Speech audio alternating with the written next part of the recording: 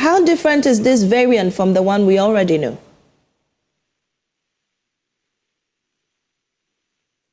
And before this subsided, that is 2 years or 3 years ago, was the Omicron. And it's the same Omicron that we are having, but slightly a different subvariant that is being monitored. Being monitored means that it is not of concern now.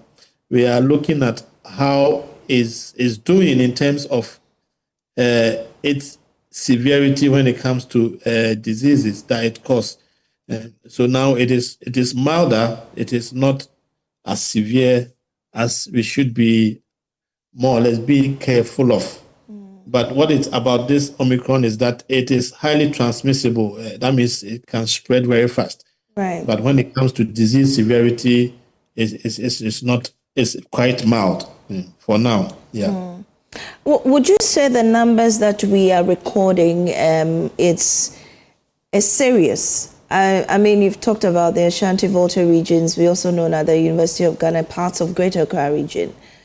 What will you make of the confirmed, at least, cases that have come across your table? Would you say it's alarming? So far, not so many numbers, not overwhelming numbers. What came out of the university not too long ago was a little bit, it was a spike. We had a sharp rise in the number of cases.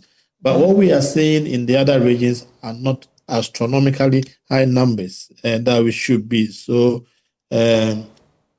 afraid of or should start thinking about. But what is important here is that because of the season that we are in, and we are dealing with a virus that is highly transmissible, it may spread and a lot of people can get it. The good thing about it is that it doesn't cause severe disease. But we are talking about in a community where we will have vulnerable groups, and that is where we should be afraid of.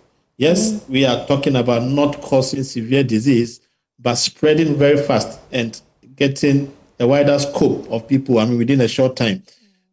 But when we have vulnerable groups within the society, then we should be very careful because it may not be so severe on the very, let's say, immune competent persons or younger ones. But what about those who are vulnerable in the society?